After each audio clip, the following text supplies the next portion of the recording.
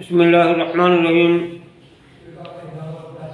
الحمدللہ رب العالمین والعاقبۃ للمتقین والصلاة والسلام علی سید الانبیاء والمرسلین نبینا محمد وعلی آلہ وصحبہ اجمعین۔ کرامات اولیاء کا ثبوت قرآن سے بھی ہے اور حدیث سے بھی ہے، لیکن یہ بات یاد رہے کہ کرامت ولایت کا معیار نہیں ہے۔ معیار کیا ہے؟ ایمان اور تقوی۔ لیکن بعض لوگ جو کرامت کا انکار کرتے ہیں ان کے لیے یہ قرآن و حدیث پیش کی جاتا ہے تاکہ وہ اپنے عقیدے پر نظر ثانی کریں۔ سورہ مریم آیت نمبر 25 پارہ نمبر 16۔ اللہ فرماتا ہے وَهُزِّي إِلَيْكِ بِجِذْعِ النَّخْلَةِ تُسَاقِطْ عَلَيْكِ رُطَبًا جَنِيًّا۔ اے مریم، کھجور کی جڑ پکڑ کر اپنی طرف ہلا، تجھ پر تازہ پکی کھجوریں گریں گی۔ جہاں آپ درد ذیل کے وقت بیٹھی تھی وہاں ایک کھجور کا خشک درخت تھا۔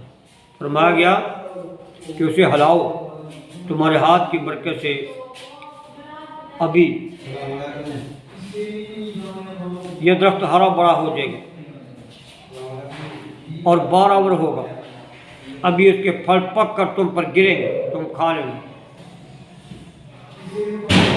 آپ کا ہاتھ اس لیے لگوایا گیا تاکہ معلوم ہو کہ ولی کے ہاتھ کی برکت سے سوکھے درخت ہرے ہو جاتے، تو ان کی نظر سے خشک دل بھی ہرے ہو جائیں گے، مردہ دل بھی زندہ ہو جائیں گے۔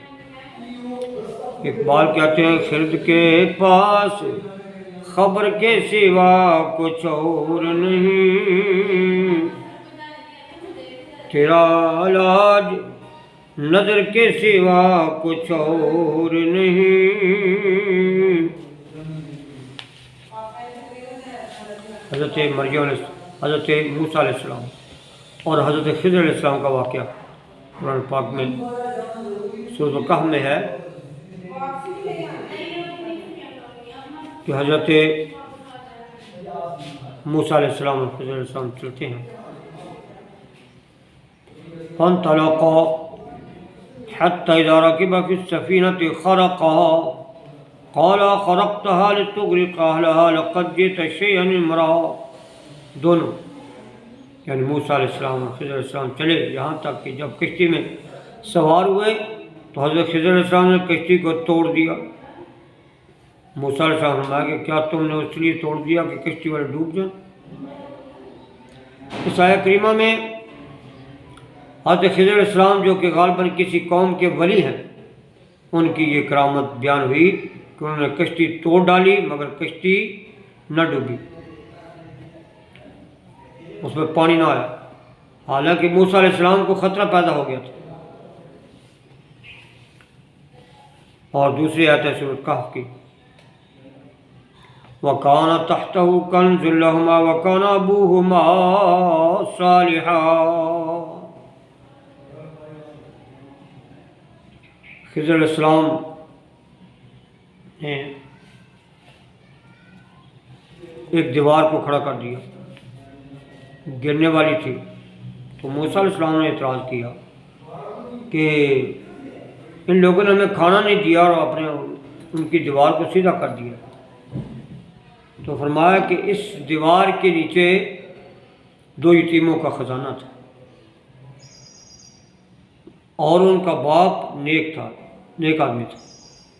اس آیت میں خضر علیہ السلام کی یہ کرامت بیان ہوئی کہ انہوں نے زمین کے نیچے دفن کیا وہ خزانہ معلوم کر لیا، اور یہ بھی معلوم کر لیا کہ یہ خزانہ 2 یتیموں کا ہے، اور یہ بھی معلوم کر لیا کہ ان کا باپ نیک آدمی تھا۔ اب حدیث پاک سے کرامت کا ثبوت، بعض لوگ کرامت کو مانتے ہیں لیکن کہتے ہیں کہ کرامت جو ہے نا یہ ولی کے اختیار سے نہیں ہوتی، حالانکہ ان کی بات غلط ہے۔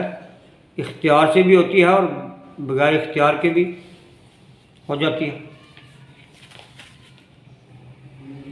مسلم شریف میں یہ حدیث پاک موجود ہے، اور بخاری شریف میں اس کا نمبر ہے 3436، مسلم میں 2550۔ نبی پاک صلی اللہ علیہ وسلم نے فرمایا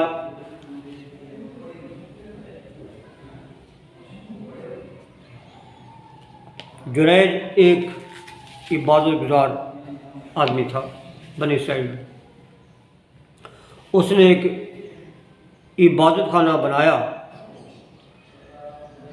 تو اس میں عبادت کرتا تھا۔ اس کی والدہ اس کے پاس آئی اور اس کو بلایا تو اس نے دل میں خیال کیا، اے میرے رب، ایک طرف میری ماں ہے اور دوسری طرف نماز ہے۔ پھر وہ نماز پڑھتا رہا اور اس کی ماں واپس چلی گئی۔ دوسرے دن پھر وہ اس وقت آئی جب وہ نماز پڑھ رہا تھا۔ اس نے کہا، اے جریج، اس نے دل میں کہا، میرے رب، ایک طرف میری ماں ہے دوسری طرف میری نماز ہے۔ پھر وہ نماز پڑھتا رہا اور اس کی ماں واپس چلی گئی۔ اگلے روز پھر اس وقت آئی جب وہ نماز پڑھ رہا تھا۔ اس نے کہا، جریج، اس نے دل میں خیال کیا، اے میرے رب، ایک طرف میری ماں ہے دوسری طرف میری نماز ہے۔ پھر وہ نماز میں مصروف رہا۔ اس کی ماں نے کہا، اللہم لا تمتہ حتی ینظر الی وجوہ المومسات، اے اللہ، جب تک یہ بدکار عورت کا منہ نہ دیکھ لے اس پر موت طاری نہ کرنا۔ بنی اسرائیل میں جریج اور اس کی عبادت کا بہت چرچا تھا۔ بنو اسرائیل میں ایک بدکارہ عورت تھی جس کا حسن ضرب المثل تھا۔ اس نے کہا، اگر تم چاہو تو میں جریج کو فتنے میں مبتلا کر دوں۔ انہوں نے کہا، ٹھیک ہے۔ وہ عورت جریج کے پاس آئی، جریج نے اس کی طرف توجہ نہیں کی۔ ایک چرواہے کے پاس گئی جو عبادت خانے کے قریب رہتا تھا۔ اس عورت نے اس چرواہے کو اپنے نفس کی دعوت دی، دعوت گناہ دی۔ چرواہے نے اس سے اپنی خواہش پوری کی، وہ عورت حاملہ ہو گئی۔ جب اس کے ہاں بچہ پیدا ہوا تو اس نے کہا، یہ جریج کا بچہ ہے۔ لوگ آئے، انہوں نے جریج کو معبد سے اتارا اور معبد کو گرا دیا۔ لوگوں نے جریج کو مارنا شروع کر دیا۔ جریج نے کہا، ما شأنکم، تمہارا کیا حال ہے، کیوں مارا؟ قالوا زنیت بہذا البغی فولدت منک، لوگوں نے کہا، تم نے اس بدکار عورت سے زنا کیا ہے اور تم سے ہی بچہ پیدا ہوا ہے۔ آپ نے فرمایا، فقال این الصبی، بچہ کہاں ہے؟ فجاؤ بھی، بچہ لے کر آئے۔ فقال دعونی حتی اصلی فصلی، انہوں نے کہا، مجھے چھوڑ دو یہاں تک میں نماز ادا کروں۔ نماز ادا کرنے کے بعد وہ آئے۔ فلما انصرفت الصبیہ، بچے کے پاس آئے، فطعن فی بطنہ،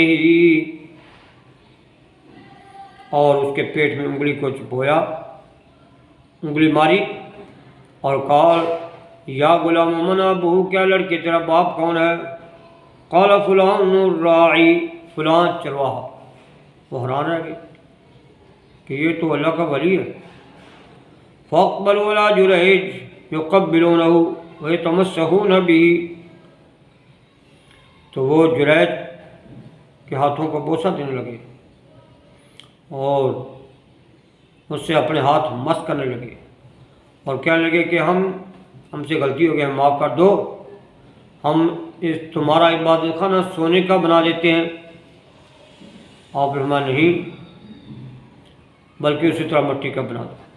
اس سے معلوم ہوا کہ مشکل کے وقت نماز پڑھنے سے بڑی بڑی مشکلیں دور ہو جاتی ہیں۔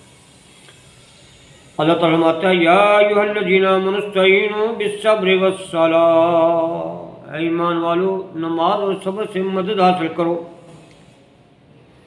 اور انبیاء کرام کا یہی طریقہ ہے کہ جب کوئی مشکل پیش آتی ہے وہ اللہ کی طرف رجوع کرتے ہیں، نماز پڑھتے ہیں اور صبر کرتے ہیں کہ اللہ تعالیٰ ان کے لیے ہر مشکل آسان کر دیتا ہے۔